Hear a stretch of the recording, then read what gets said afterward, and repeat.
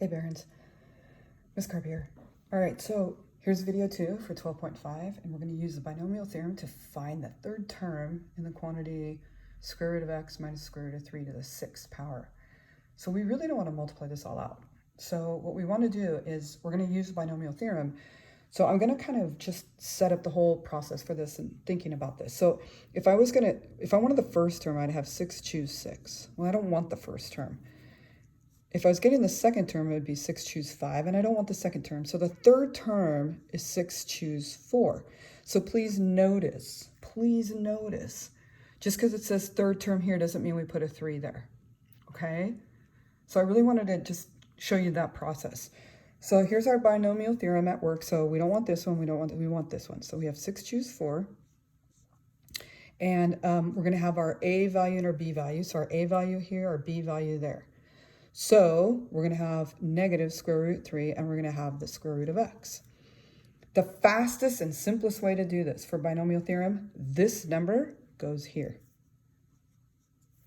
It will always do that. And then 4 plus what equals 6. So this has to be 2.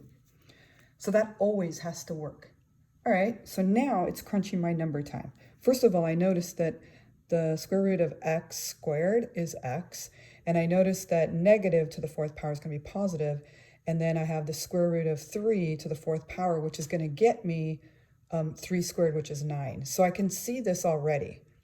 This is going to be my 6 factorial over 4 factorial, and 6 minus 4 factorial. So I already know this is x squared, and this is going to be times 9. Oops, sorry. That's just x. So now I'm going to clean this up. So I'm going to write this as 6 times 5 times 4 factorial over 4 factorial and then 2 factorial times x times 9. Okay. So these cancel, and we're allowed to do that because the factorials, it drops down each integer. So now I have 2 factorial, which is the same as 2. So I'll just get rid of this. And now I have 30 divided by 2, or I could just cancel the 2 with that, and I get 5 times 9, which is 45. 45 times 3 is 135x. So that would be our third term using the binomial theorem for this particular binomial. Okay?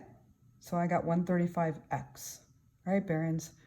Good luck. Remember, this is the first one, this is the second one, and this exponent and 6 choose 4, this has to match. And please, again, keep in mind, third term does not mean that this is a 3. All right. Maybe you can see a pattern to that. All right, Barons, have fun.